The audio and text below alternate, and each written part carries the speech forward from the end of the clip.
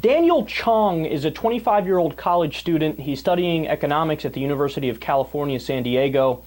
And in April 2012, he was taken into custody during a drug raid and placed in the cell by a police officer authorized to perform Drug Enforcement Administration work.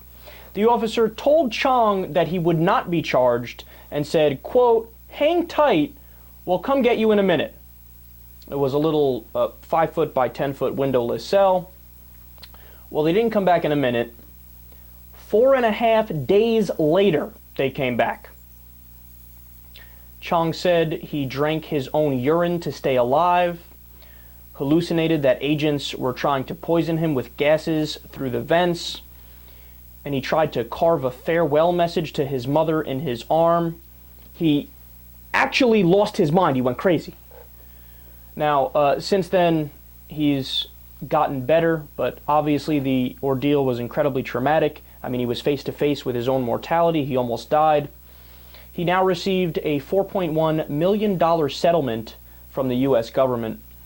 And in my opinion, that's the least they could have done. I mean, I can't imagine a more nightmarish scenario than what he went through. But you ready for the devastating twist in the story? Nobody at the DEA was brought up on charges. No accountability whatsoever, no justice. Nobody was even fired. Nobody was even suspended for a brief amount of time, with or without pay, nothing. In fact, we don't even know specifically who's responsible for it, because they're all covering their own ass, and the entire DEA is shh. Now, people get angry at us when we talk about how there's different justice systems in the U.S. and how our justice system is messed up in multiple different ways. So you could do what you did to this kid, no punishment. You can do what the head of torture did at Abu Ghraib. He oversaw all of it, a program that was illegal under the Nuremberg tribunals, the Geneva Convention, international law, U.S. law, unconstitutional under the Eighth Amendment, which protects from cruel, unusual punishment. But he got to pay an $8,000 fine and walk free. You're allowed to murder somebody from a helicopter, and they're Reuters reporters walking on ground. We have video of this. And there's is it an insurgent or is it a terrorist? I don't know. I'll kill him anyway. Whatever. Shot and killed him. But no.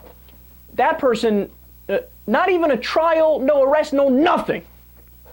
But if you're Bradley Manning and you release the video of the people who did the murder, well, you have to get locked up for up to 130 years. Gee, I wonder why people have lost faith in the United States justice system.